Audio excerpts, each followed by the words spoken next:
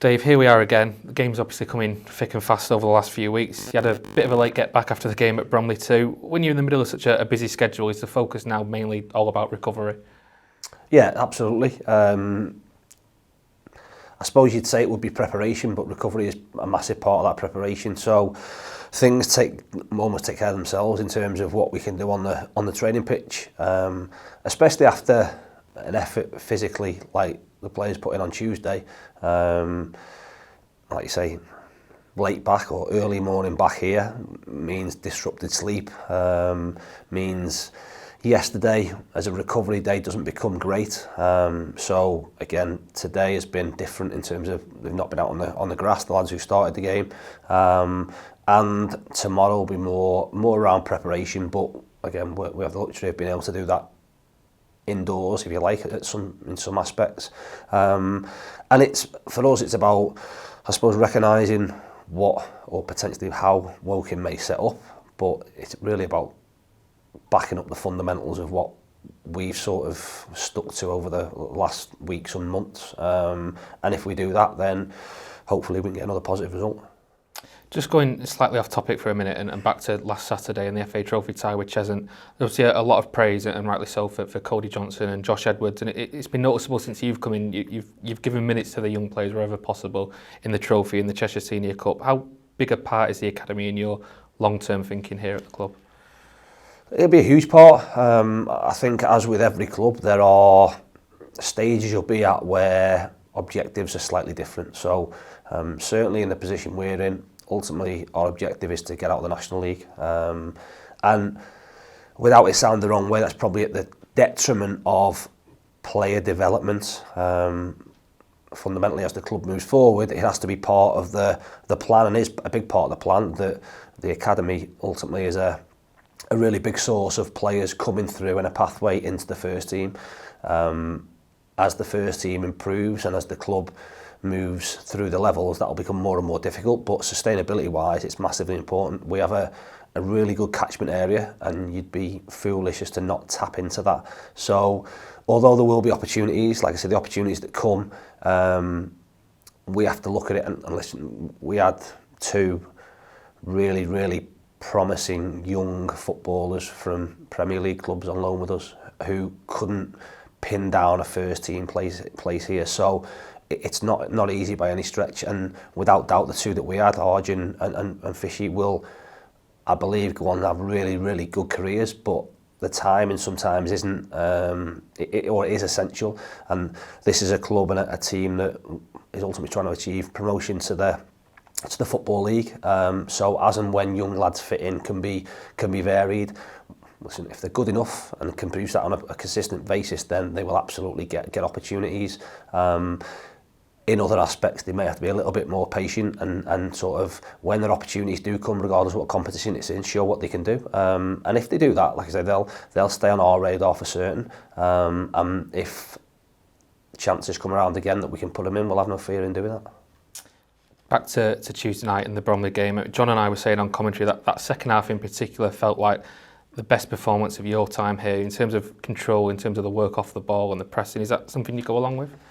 Yeah, our work off the ball was amazing. I think only really backed up by getting the stats that we get after the game that really reinforced what we'd seen through our eyes. A surface, listen, that promotes a fast game, a front foot game, which certainly helps us. I think the game as a whole was a really positive one for us. I think, as I said in my post-match interview, we lacked a little bit of quality in the final third, in the first half, but some of our counter-pressing and some of our stuff in transition in terms of storming bodies forward was brilliant. We didn't get the goal to back that up.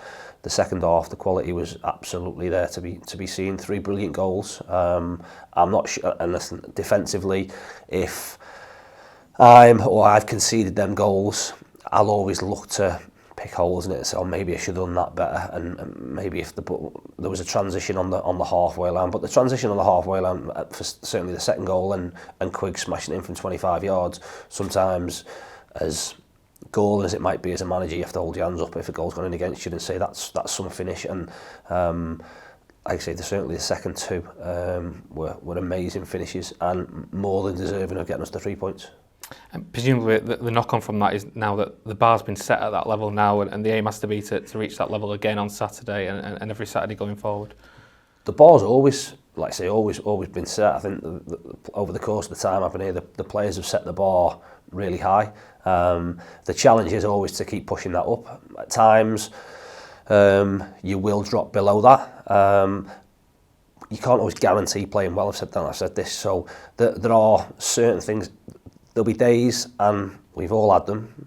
Probably me more than most. We have off days, really off days, and no matter what you try, things don't happen.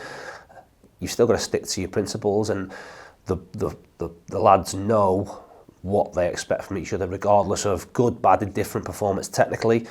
Know what they're doing in terms of tactical, know what the demands are physical, and know that we've got quality in the team. And if we have 6 or 7, 8 produce what they can, then we stand a good chance of winning any game at this level. To be fair, pretty much all of them have been at it most games, and that's coincided with the run we've had, and the amount of points that we've amassed in a short space of time has got us from being or having aspirations to catch up the pack, if you like, to all of a sudden being sat on top of the pack. Granted, with Bournemouth having games in hand, but we're in a good place. Not just in a good place in the table, we're in a good place mentally, a really good place physically, and looking to sort of kick on and make hay while we're in this current run of form. In terms of the bigger picture, there's 15 league games in charge now, 38 points from a possible 45.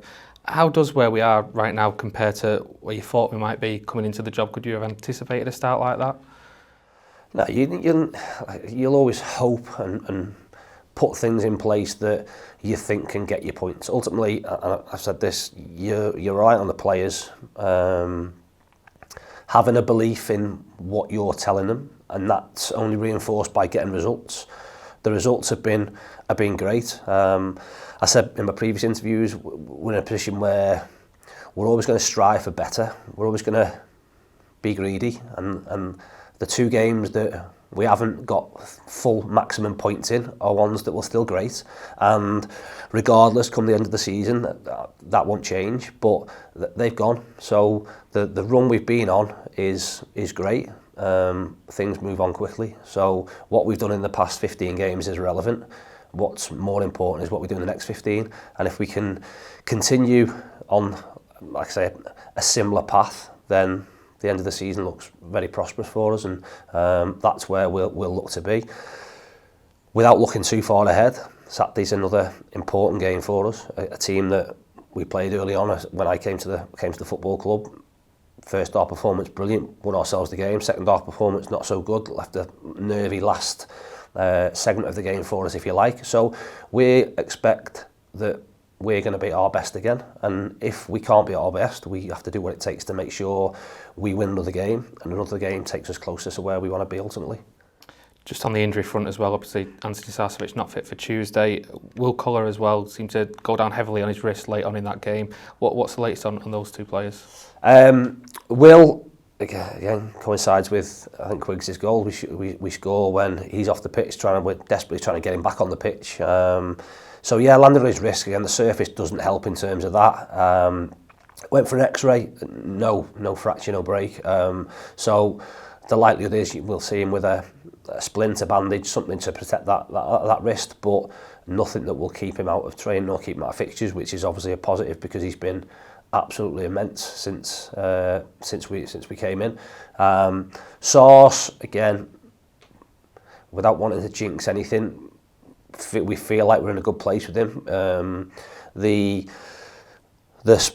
upturn in his feelings in terms of pain and discomfort around the ankle have been helped by the sort of backup procedure that he had. Saturday, I suppose we're in a bit of a luxurious position where, although he's a massively important player for us, we're probably at a point where we maybe could risk him. Do we have to? Again, we'll probably make a decision based on that tomorrow, but I think we can be safe in the knowledge that if he doesn't make the weekend, then he'll certainly be fingers crossed, fine for the following weekend, and hopefully no add-on effects between now and the end of the season, which again will be a huge positive, because what we need is everybody fit and available, because the squad depth and the squad strength we have then, in my opinion, gives us a real chance. And just finally on Saturday, I mean, we have started to see a bit of a pattern developing in recent games, particularly at Edgeley Park. A lot of teams coming in and sitting very deep, and with the onus on us really to go and break them down. I suppose that's the cost of being the league leaders. But Woking, to the credit for the position they're in, do score a lot of goals. What sort of approach are you expecting from them on Saturday? I'm not sure, to be honest. Like I say, we'll just plan for the best version of Woking based on what we've seen between the start of the season and now. And we'll plan to put the best version of us, as I said, right from the start. We'll hopefully get to a point where we play in a manner that teams have to change about how they set up against us. That then the onus then becomes on us to be able to adapt to that and find a way. And whether that way is by being on counter press, whether that way is by playing a little bit more direct, whether that way is around set pieces, which we've been brilliant at. We have lots of ways of potentially scoring goals. The big thing for us, and I suppose it's a case in the majority of football matches, is goals change games. And the first goal is usually pivotal in most football matches. If we can start on the front foot and we can score early, then there'll be questions asked of, regardless of who we play against, as to whether their game plan remains the same. So we'll, like I say, plan for all potential occurrences, whether that's Woking playing deep, whether that's Woking being a full press, whether that's somewhere in the middle, and worry about what we've got to do in order to either break that down or play through, round or over that. And if we do that, like I say, I'm confident. If I'm not confident now, after the run we've been on, then I'll never be. And the players are in a similar mindset. Dave, thanks for your time and all the best at the weekend. Cheers, Liam. Thank you.